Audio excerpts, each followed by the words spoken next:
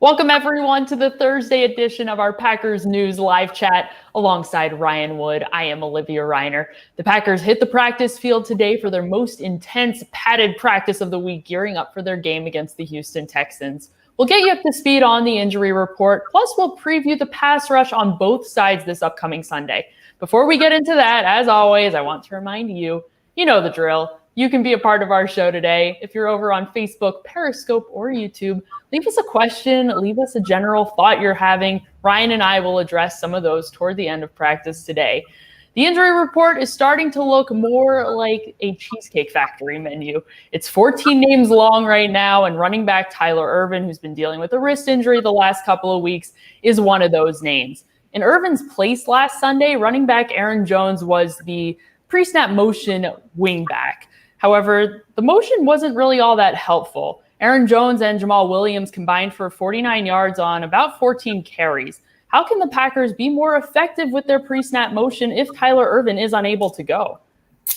You know, Nathaniel Hackett just made the point before we came on here doing his regular Thursday Zoom that Aaron Jones was in the role of that pre-snap jet motion guy early last season when they first started doing that. If you remember, Tyler Ervin didn't start taking that role really at any point last season because when he came in December, he was a special teamer, but he didn't even get to the team until December. And then this offseason is when he really that role in a lot of ways is really tailored to him. I mean, it's with what he does, his burst, his flexibility as a runner, as a receiver. It's a good role for him in this offense. But there are other guys that can run it and that have run it. And, it's not the worst thing in the world either for Aaron Jones to be on the field in that type of a role and Jamal Williams to share the field with him. Because if you want to get your best 11 on the field, well, the Packers' best 11 offensively includes both Aaron Jones and Jamal Williams. So there's some benefits there. Matt LaFleur suggested after the game that he was surprised at how much taking Tyler Ervin away kind of limited what they could do schematically with the jet motions, but let's be real. The Tampa Bay Buccaneers is really what limited what they could do offensively. That was a very good defense, and they handed the Packers offense their lunch. I mean, they absolutely dominated them up front. They beat them straight up. So I look at it more as just you got handed to you against a better defense than who you didn't have and how that affected you schematically. It was not all doom and gloom on the injury report today. Cornerback Kevin King has now practiced 2 consecutive days in a limited capacity after he missed this past weekend's game with an undisclosed a quad injury, I believe.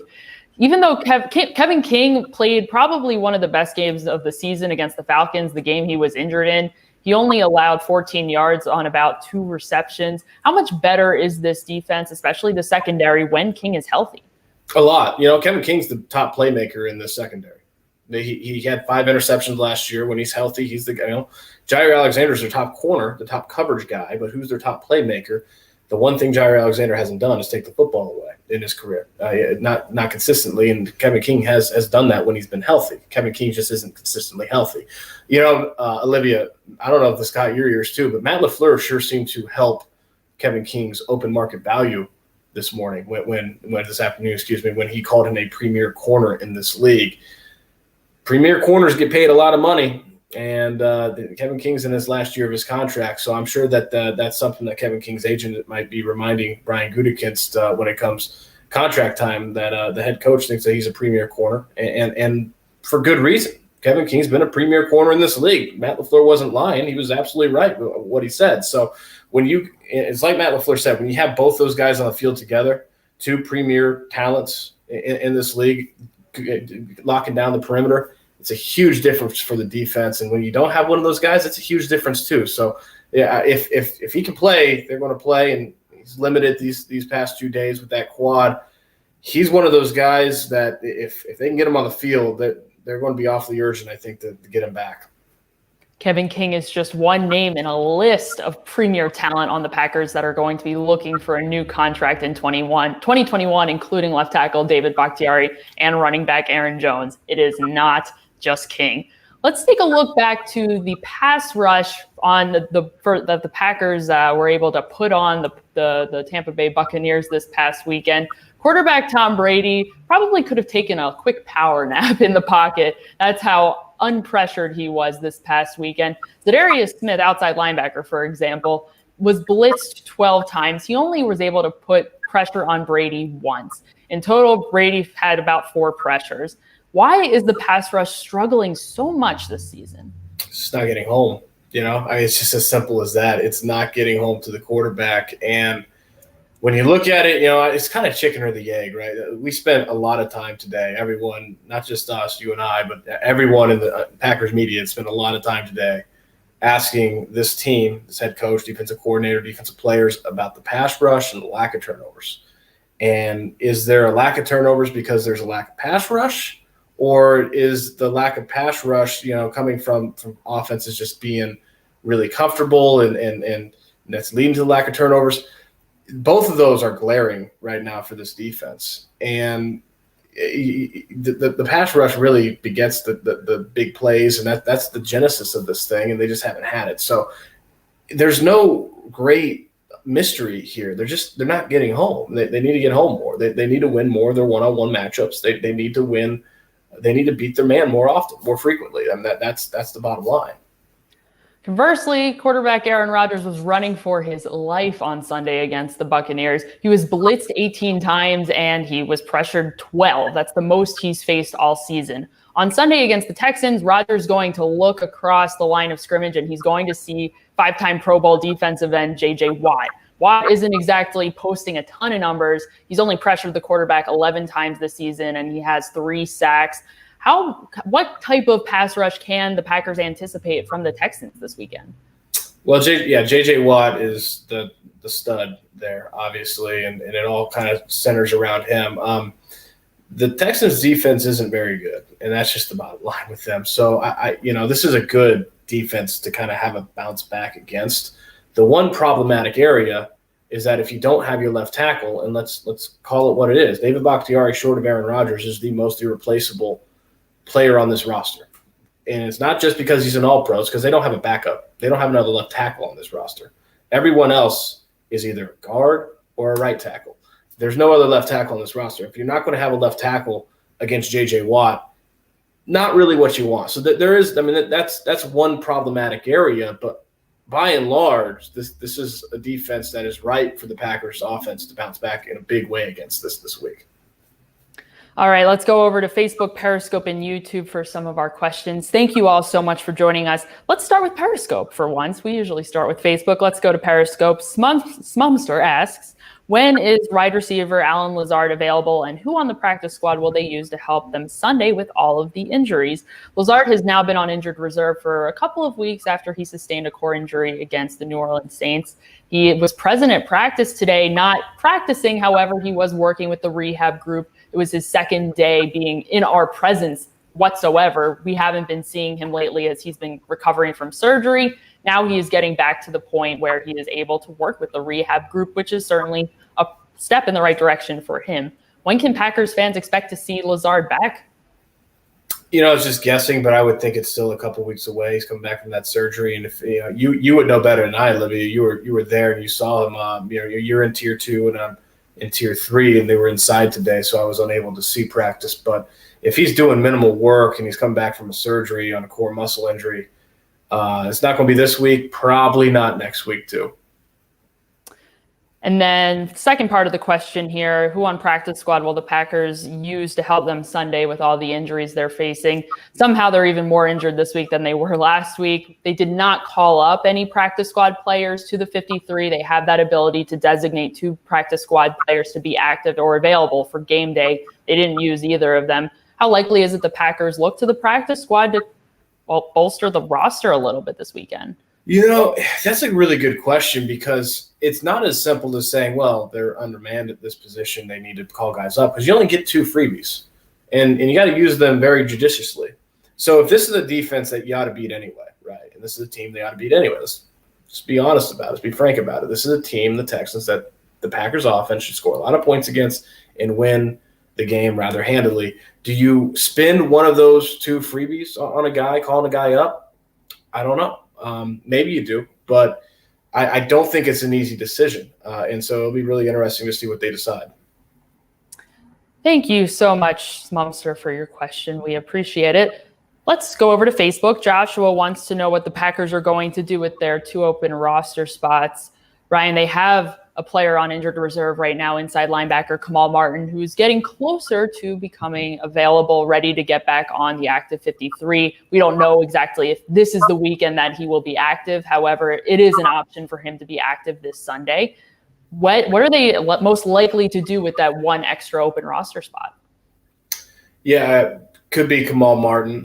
It could be, if they did this, I think, with John Lovett early in the season when he had extinguished his 2 freebies on the call up for the 55. They put him on an open 53 spot, and they did that. I can't remember, Olivia, off the top of my head. You might be able to remember better than I. They did it with someone else, and then they put him back down to the practice squad instead of using one of those freebies. Because they felt good about getting him through waivers. So it could be that type of a situation where you don't use one of those freebies from the practice squad and you call a guy up to the open 53 spot, and having a good feel that he's not going to get claimed through waivers when he goes back down. Could see something like that as well. But yeah, this is a team that does have roster flexibility right now. I believe that other player you're referring to was wide receiver Reggie Begelton, Ryan. I knew it was a receiver. I had it right here. Right on the tip of my mind. I got you, Ryan. Thanks, Joshua, for your question. I'm seeing a couple comments in here, some that we also got yesterday about defensive coordinator Mike Pettine and his future with the team. Nick asks, or I don't know if this is really a question. Seems like Mike Pettine is not the answer anymore for the Green Bay Packers. After one bad game where his defense let up over 300 yards total from the Tampa Bay Buccaneers, how far in question is Mike Pettine's future with the Green Bay Packers after 5 games? Here's a few things this is what I believe. I think Mike Pettine is a really good defensive coordinator. I think he's a really smart guy. He understands defensive football inside and out, and he has a proven track record of success as a defensive coordinator. Maybe not as a head coach, but as a defensive coordinator, he has had a lot of success in this league. I also believe he's got a lot of talent. He's got talent that especially on the defensive front, on the outside. Not a lot of teams go Jair Alexander or Kevin King at corner. There's talent there on that defense. I also believe that's just not adding up because the results should be better with a good defensive coordinator and a good talent pool defensively than what you're seeing. 3 takeaways in 5 games. Last year at this time through 5 games, they had 11. Furthermore, for more context, last year, three takeaways in 5 games. Last year, in 3 of their first 5 games, they had 3 takeaways in 3 of those games. So it's not adding up in terms of production. It's not adding up in terms of the big plays that you saw last year. And you were on that call today, Olivia. Mike Pettine, his frustration, he's wearing it a little bit. I asked him point blank, is there something that this defense is not doing as well this year as it did last year to get the takeaways? And he said no, it's doing everything the same. In fact, he said it's attacking the football better than last year. He believes that this defense is attacking the football better than it did a year ago. It's just that the bottom line isn't indicating that. And he kind of referred to this defense as just kind of a snake-bitten team right now, which you got to be careful with. You don't want to that type of mentality can certainly absorb into the group, but that's kind of where they're at. I mean, they feel like they're doing the things that are necessary to get big plays. They're just not happening. They got to finish more plays when they have the opportunity, but you get the sense that they feel like over the long course of the season, these things are going to even out, and that when they come, the turnovers are going to come in bunches. It's a long season. There are many games ahead of them. We'll see if the Packers defense is able to start generating some more turnovers because they haven't done a lot of that yet. Let's move over to Levi, our friend on Facebook. Levi points out something that makes me laugh. Wide receiver Travis Fulgham is doing so well in Philadelphia. Are the front office shaking their heads right now, letting him out the door? As you may remember, Travis Fulgham spent a brief amount of time with the Packers in training camp. He was ultimately cut, did not make the initial 53-man roster, and the Philadelphia Eagles scooped him up off of waivers, and he now has 3 touchdowns in 3 games over there with the Eagles. The Eagles and the Packers will get to face off early in December at Lambeau Field this season. What is quarterback Carson Wentz going to say to general manager Brian Gutekunst when he sees him maybe on the sidelines about one of, honestly, probably the top receiver right now on the Philadelphia Eagles. They probably thank you right now. Is the front office shaking their head, letting him out the door? Probably no more than the Jacksonville Jaguars front office for letting Allen Lazard out the door. I mean, this is what happens in this league, and scouting is an extremely inexact science. With the draft, even from the pro side, it's very inexact. You rue the ones that get away, and maybe Travis Fulgham is one of those that got away. It is still a small sample size. I think it'll be interesting over the longer course of time if this continues. Certainly, if this continues, they're going to regret that. But you lose some and you also win some, so it does balance out over the long haul. But yeah. I imagine that if they knew that he was going to go and catch 3 touchdowns for the Philadelphia Eagles, they might have kept him on the roster. Hindsight is always 2020. Thanks, Levi, for your question. Let's go to Andrew here. Andrew asks, kind of in relation to what we were discussing earlier about the pass rush, other than Kenny Clark and Zadarius Smith, the Packers are very pedestrian up front. I believe so. As I mentioned, Zadarius Smith blitzed 12 times, 1 quarterback pressure. Kenny Clark did not blitz at all up front on Sunday. He was easing back into things after dealing with his injury that kept him sidelined since week 1, the groin injury. What needs to change going into Sunday for Mike Pettine's pass rush and just the defensive front in general? Get home. It's that simple. There's no great magic here. They have to win their one-on-ones. They are not winning their one-on-ones. They have to beat their man, beat the blocker more frequently than they've done in the first 5 games. It's really that simple. And it's easier said than done, of course, but it is that simple. It is that simple. It's easy for us to talk about it. A couple of people hanging out at home, but it's much harder in application. But what needs to happen? That needs to happen. Thanks, Andrew, for your question. Let's throw it back to Todd. Todd points out that our left guard Elgton Jenkins can play tackle. Again, with David Bakhtiari not practicing, he did not practice once again today. There is a hole there at left tackle. How likely is it that the Packers use Elgton Jenkins as a potentially at the tackle position? Less likely than Billy Turner. Just a guess. Billy Turner's got a really high win percentage at right tackle. He's played really poorly in the past at left tackle, specifically with the Miami Dolphins in the past. So he does have a little bit of sample size in the league, but it's not exactly good sample size. With that said, Billy Turner's been playing very, very well. He is an actual tackle. Elgton Jenkins is an actual guard. So that's a difference. And mathematically, right, you want to make as few moves in that front 5 as possible. If you're able just to put Billy Turner over to the left side, Rick Wagner slides in at right tackle. Rick Wagner showed he's not a left tackle, and, I mean, they knew that already, I think, including Rick Wagner. I think he'd be the first to tell you that he's a right tackle.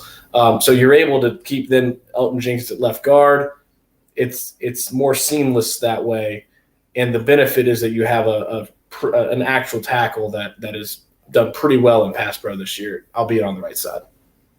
One possible option there along the offensive line as the Packers continue to practice without left tackle David Bakhtiari, who's been dealing with a chest injury. Looking increasingly unlikely that he's going to play. However, we will see if he returns to practice tomorrow, the final day of practice.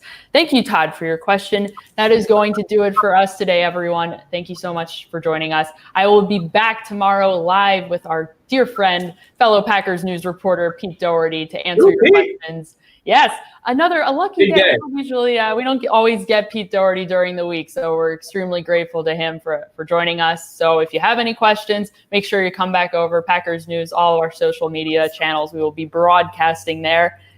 That's good. That's it for today, everybody. For Ryan, I'm Olivia. We'll see you next time.